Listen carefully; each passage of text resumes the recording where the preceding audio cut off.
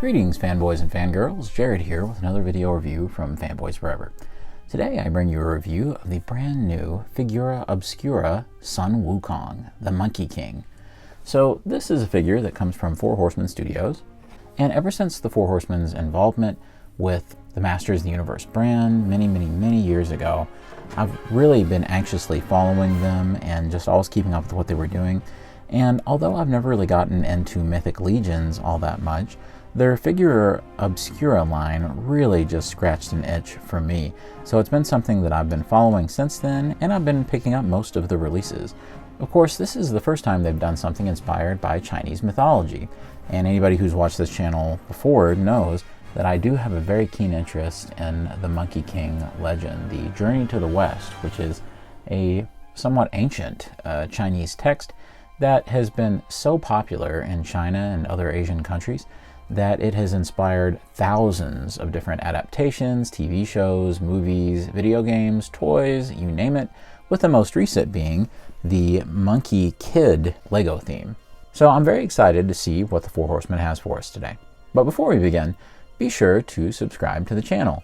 It only takes a moment to do and it really helps us out, so we would really appreciate it if you would do that for us. Also, be sure to like the video because that really helps the algorithm do its little thing. And of course, it's always appreciated. So without further ado, let's go ahead and look at the box. Monkey King here is in the kind of shoebox format that we have seen the Four Horsemen do with a lot of the Figura Obscura releases. And one thing that they never disappoint on is the incredible artwork that they provide. And just look at that. It looks kind of suitably ancient, like a Chinese drawing of some sort. So I think that's beautiful. On the side, we can see that we have a little bit of artwork of some of his companions, including Pigsy here, or whatever you want to call him. On the side, you can even see more, and you can see other potential characters that we may get. You even get this cool Sun-WuKong portrait right here on the side with the Four Horsemen emblazoned on the top. On the back, we have an incredibly detailed synopsis of Sun-WuKong. And I think this is really cool, and if you want to read something this long, pause the video now and go for it. And you can even see some more characters kind of being hinted at around here, including what might even be Demon Bull King right here, but it's hard to say. As always, even though this is not available at retail and wasn't exclusive on their website until they release a repaint version down the line, we have the UPC and barcode down here if you need it. And of course, the Four Horsemen signature logo, which is a window into the figure. And as you can see, you just open the box up and it's just kind of a gatefold there. And it's all held on with magnets, including the back, so that much like the other Figura Obscura releases, you will have this really cool diorama in the back to use with your figure. This also has the added advantage of making the front more like a poster to where you can see all of the artwork. It's kind of a shame the giant synopsis is in the way of kind of making this huge art piece. And here is the inside box with Sun-WuKong inside.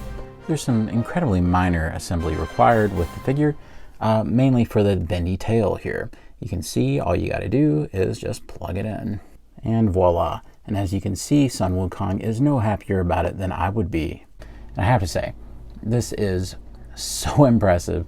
This is just a step above what I'm used to dealing with. You will be shocked by just the level of detail and the quality that has gone into this figure, and I cannot wait to break it all down for you. So without any further delay, let's get right into this. Journey to the West has inspired so many pieces of beloved pop culture, including Dragon Ball and so many things, and these details are just the most lovingly reproduced from the texts, and it's just incredible.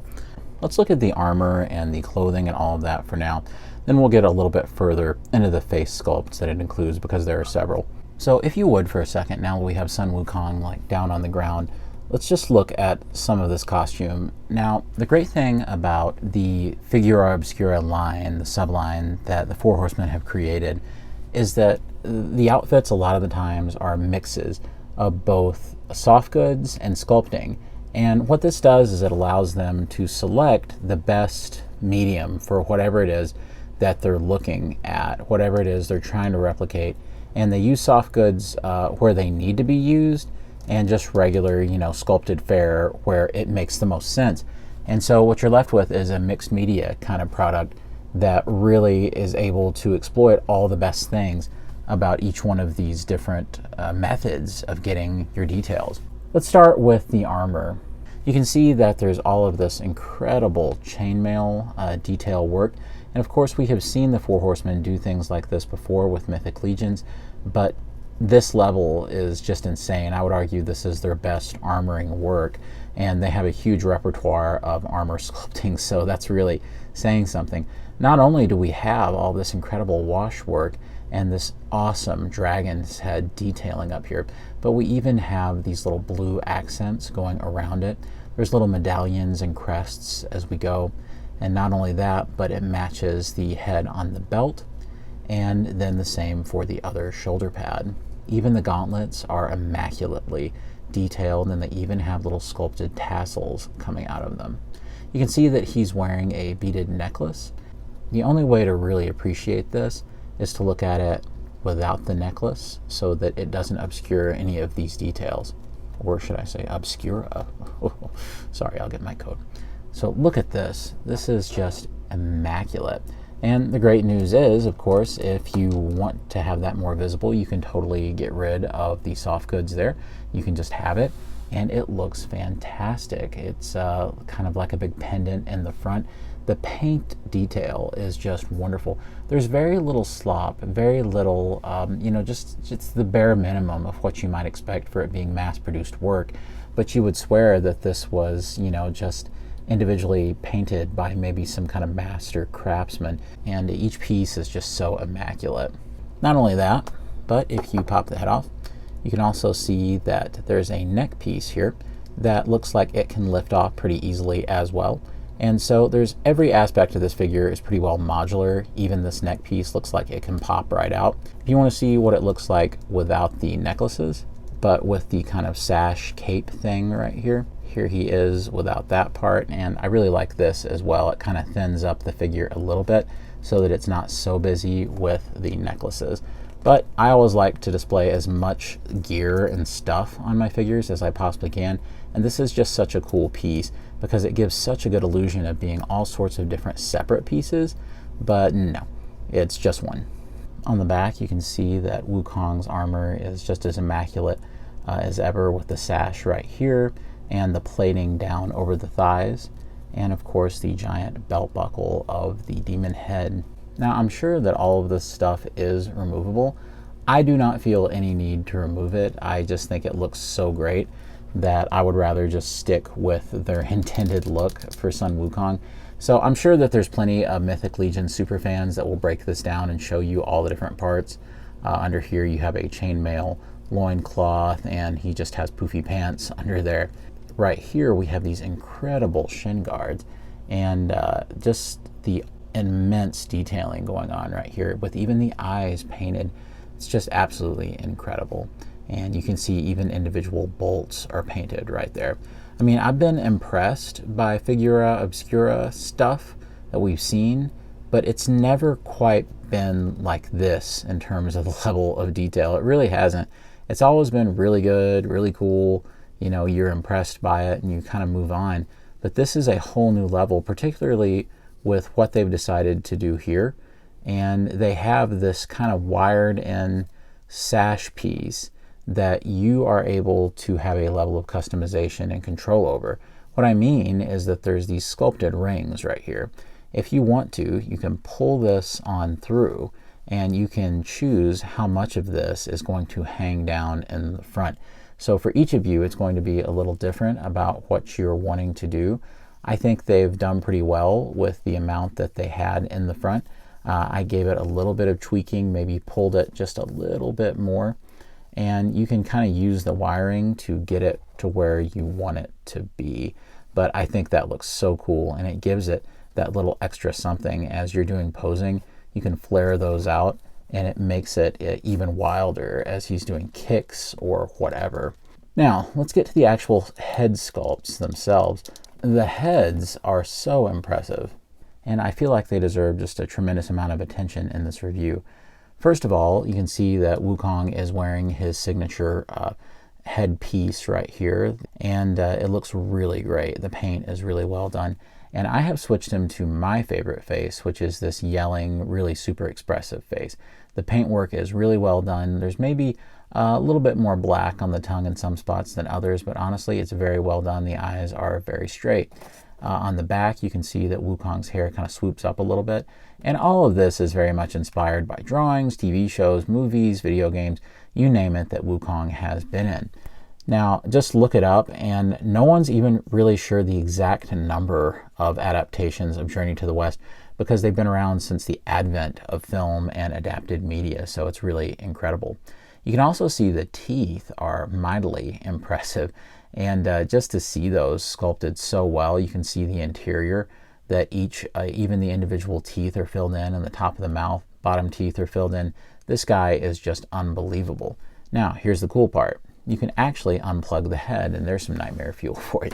And you can switch it out to the standard head that he was packaged with. I like this head really well too. Of course, you know, it would be crazy just to have this figure just have the yelling head all the time. I always just like expressive heads in my figures. I don't think the eyes are applied as well to this one. They seem maybe a little far apart, and they seem kind of, I don't know, one maybe seems a little bit differently shaped than the other. It's something that I would like to go in and maybe, you know, get it to a little bit higher level. But overall, though, the rest of the head is really nice. It's truly impressive. He may look a little morose for me. Maybe I would like a little happier head right there, but I still think it looks really good. WuKong even includes 2 alternate versions for each one of those sculpts, including this being the calm head right here, but with more of a kabuki theater style face paint. And I think this is incredible looking and really makes the figure pop. So if you're looking for something that's a little bit more almost in the traditional Chinese style of some of their old artwork, I think this is where you would want to go. And I think this is awesome. It brightens up the whole figure and it gives it that little extra something. And they even did the same for the angry face with the kabuki style paint. And wow, this is just incredible. Not only do you get the standard head, but you get the one with his crown and feathers in it, as has been depicted in the story and a lot of the traditional artwork. It does tell you to be careful putting in these feathers and to heat them up, but don't tell the 4 Horsemen I didn't. I was just really careful and just pushed it in right there because there's 2 small holes right there at the crown. But I can definitely see why they said that because it does seem like a sensitive piece. Now let's end this nightmare fuel and get a head in there. We can just pop in, like, say, the angry portrait, and voila. You have an awesome look for WuKong with the feathers. And if you wish, you can totally get the serious head. And these are even slightly posable up here on top of the crown. I know that you can rotate them. They're kind of hard to rotate. I would probably advise that you heat them up like the 4 Horsemen suggested, and you can turn them any which way. Not only that, but WuKong even brought fully articulated alternative feet, wearing these incredible little purple slippers with these really ornate designs on them. So if you wish, all you have to do is pop out each one of the feet, much like you would the hands. And they're in there a little bit better than the hands, which is good because you don't want these things to be loose, I wouldn't think. And you just pop that in, pop this one out. And look at Mr. Fancy Pants here. Of course, Sun-WuKong's ever-evolving costume and wardrobe is an important part to the story, and I do believe these are his cloud-hopping shoes that he does get.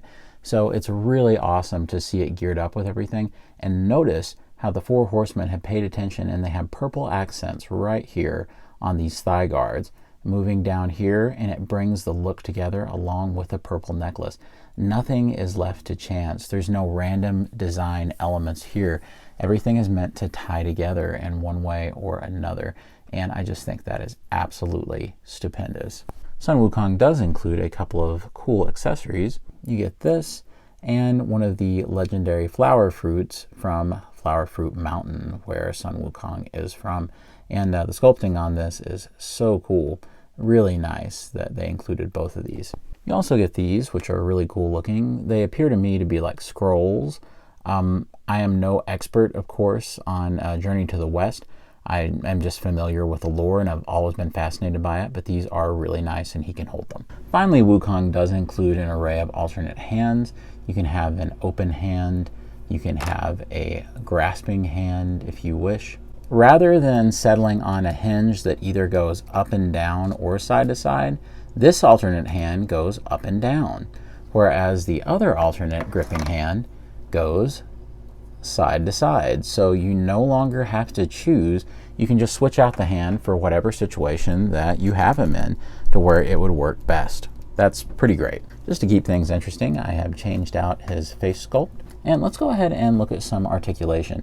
Now, I'm sure that you can already tell that this guy is not going to be like the most hyper articulated thing ever, and that there will be a couple of sacrifices just because of the huge amount of armor that's being overlaid onto the figure, but it's not as bad as you might think. For one thing, the head is fairly decent. You can go up quite a ways, you can go down quite a ways, you can even cock the head slightly, or either way, or turn it all the way around. So that's not so bad. With the arms, you can bring it up, but you can see what happens is that the shoulder pad kind of gets in the way. So there's a couple of ways to alleviate this. One way that you could do it is you can bring the shoulder pad back just a little, bring the arm in a little bit more, and kind of move it up and have him kind of work against the shoulder pad. But honestly, this is probably about as far as you go till it starts to put an immeasurable amount of pressure. Now, if you wanted, I'm pretty sure that you could pop out this shoulder pad and it would be fine. It's probably just on a ball joint right here, and voila. So if you want to and you don't want him to have the shoulder pads and you want super articulation for something, you can totally do that. And it actually looks pretty good to boot because the sleeves look really nice. It doesn't feel like something you shouldn't see. Had they released the figure like this, it wouldn't have been as grandiose, but it still would have been pretty cool. So that's not bad, and you can get full articulation when you remove those shoulder pads. But the more interesting part is to see what it does with them, so let's put them back on. All right, now that we have the shoulder pads back in, of course we know that it's very limited going forward, but if you want to, and these arm joints are very tight, so just be careful, about that far. And this is pretty much your limit. And that's pretty good, in my opinion, because these shoulder pads do go up along with it. So there's much more articulation to the side than there is moving forward. Now, when the diaphragm, there isn't anything that cuts the middle of the chest, but at his waist, you can roll it all around in different directions. This will probably give you just about everything you could have gotten anyway with a big diaphragm break right here. So it's really good, I think, and it was better for them not to sacrifice this immaculate sculpting because it would have ruined the illusion. Not only that, but of course it can turn. And then we do have a single jointed elbow, but it goes to 90 degrees, so that works well enough, and you don't want to sacrifice sculpting for too much of a double there. You can see that his gauntlets do turn, his wrists do turn, and like I said, remember, you can switch the hands. You can either get up or down or side to side, depending on which one you switch it to. With the legs, the padding moves out of the way enough to where you can get a really decent kick on this guy. Pretty much 90 degrees, way more than I expected. I thought that would be severely limited. And then he can get pretty decent splits too. You can see that the pads once again move out of the way, and the soft goods moves out of the way. Now down here at the knees, it is single jointed, but it is such a deep single joint that it pretty well goes 90 degrees. So I think that looks incredible. There is a thigh swivel up here, so the thigh can turn if you need it to. It's a little tight. The shin can turn, and down here the ankles not only turn, but they have rocker and they have deep hinges. So you can do lots of different things, and that of course means that Wukong can get some very wide poses. And using the tail in the back, which we're about to get to, he can balance all sorts of different things. So it's not impossible to get this really grandiose kind of posing and for him to flat foot it. Like I said, the tail in the back is its own thing. Like you saw earlier, we just plugged it in and it can swivel side to side. But not only that, this entire tail is bendy with a wire inside, and it doesn't feel weak or it doesn't worry me at all. I wouldn't do anything crazy with it, but of course you're not going to. You know better, I would hope. You can bring it to the side like this if you wish. You can bring it to the other side. I would say you could even grab an accessory with it if you really wanted to. It's just so cool, and the sculpting is so nice. I probably didn't say enough about it during the review, but it's just an awesome, awesome piece. So friends, let's just do a few comparisons to some semi-related figures. Of course, here is a funny one. This is a comparison with Monkey King Sun-WuKong as he is portrayed in the Lego theme Monkey Kid. Really cool theme, and I really enjoy it, and I think they look really cool together. I would love to get a giant cloud for this guy to ride around on. Not only that, but there's been a ton of different versions of the Monkey King Sun-WuKong in all sorts of different variations. And of course there is Sun-WuKong's apprentice, the Monkey Kid from the Lego theme. If you're wondering how he looks with, say, a Star Wars Black Series figure, here is an Indiana Jones Adventure Series figure, which are in the exact same scale. And as you can see, Wukong is just about the same size. Of course, I have Wukong doing an extremely deep pose right now. If you're looking for a Pigsy or Pigman, whatever you want to refer to him as, from Journey to the West, there he is, Pudgy Pig, the perfect companion piece to this figure. Okay, I am being a little silly, but still, maybe some of you might get the reference. Captain Nemo from Mezco 112 Collective stuff looks really, really good with him, even though, of course, I know they weren't sculpted by the same people. For some reason, they just look really nice together, and they have a lot of the same kinds of little flourishes that make them both stand out. For whatever reason, even though I just shown him with some Power Rangers Lightning Collection stuff, the Lightning Collection stuff looks really good with him, almost like some of the monsters they've chosen look like Chinese folklore, like Snizzard here, even Goldar, who's kind of a monkey man himself, heck, even King Sphinx. And even something like the Tengu Warrior is just something that looks like it could exist in his world. If you're looking for East meets East, with two famous Asian heroes, with one representing Japan and one representing China, then you've got the team up of the century, Ultraman. China's greatest hero, Sun-WuKong, and Japan's greatest hero, Spider-Man. Lego even did a brick head of Sun-WuKong, the Monkey King, before the Monkey Kid stuff happened, and I think it looks really cool. Of course, as I'm sure a lot of you all know, Goku himself from Dragon Ball was heavily based on the Monkey King. And here is Super Saiyan 4 Gogeta, which Goku makes up half of, but it's definitely the most monkey he's probably ever looked. And of course you have Super Saiyan 4 Goku right over here. These are the model kits from Figura Standard. Do you need a Demon Bull King to go with your Sun-WuKong? Well, Masters of the Universe has you covered. You can use the Masters of the Universe Pighead figure. And so it makes a really cool Demon Bull King, and it does look really awesome. And even though I don't, of course the detail isn't as intricate, these would look pretty good together in photography, I think, so it's not bad. And although I have yet to review him, I got another really impressive Monkey Man figure recently, and that was the Transformers Rise of the Beast YOLO Park model kit Optimus Primal.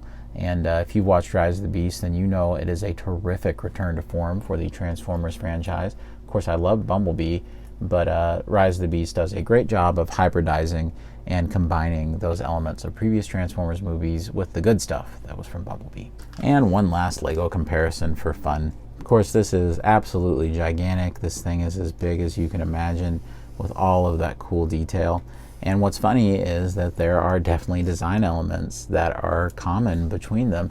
And so having them side by side, you can sort of tell that they're the same character, especially if we go with that sort of more kabuki style of head sculpt. You can definitely tell who they're both supposed to be. So that is really cool. And thanks to an open records request from the US government, we have now learned the shocking truth of who actually trained Sergeant Slaughter. Bet you didn't see that one coming. Sergeant Murder, is that you? Look at me. I am the sergeant now. Ah! And who could forget Sun-WuKong's short-lived partner and third cousin once removed, Alf. And of course, Sun-WuKong is big buddies with Bachelor, his #1 contact on AOL chat rooms. And here is a rare promotional still of Sun-WuKong singing with the Ninja Turtles in the Coming Out of Their Shells tour. Believe it or not, they were providing backup for Skipping Stones in this particular still. As shocking as it may be to say this at only the halfway point to 2023, it may be time for other action figure companies to simply read them and weep and pack it up, because you're probably looking at least so far, what I would consider to be the figure of the year. The sculpting and just the immaculate detailing on this guy, and the articulation against all odds, is just simply incredible. The presentation of this figure is unbelievable, and it truly, truly blown me away in a way that I didn't even expect it to. This figure is an absolute must-have event, and if you even have a sort of passing interest in Journey to the West, and heck, even if you don't, this is an incredible piece of action figure artwork that is an absolute must-own. I implore you, this is the one to get. So don't pass this guy up. Get him while you can if there's any reasonable way. Now, let's say that the secondary market prices are just completely insane for this guy. Well, thankfully, the Four Horsemen have been doing, I believe, what they refer to as a retailer appreciation reversioning of their Figura Obscura figures. And thankfully, with the Horsemen figure, I actually thought that that reversioning looked better than the original. It's just a repaint of the original, and it still includes, I think, most of the stuff. So that's really cool, but usually those color schemes are almost completely different. This, I know for sure that this is the color scheme of Sun-WuKong that I'm wanting. I know that I wanted the red and gold because that to me is the iconic Monkey King look. So I knew I had to have it. I'm sure that whatever reversioning they come out with will be really cool, but it won't be this.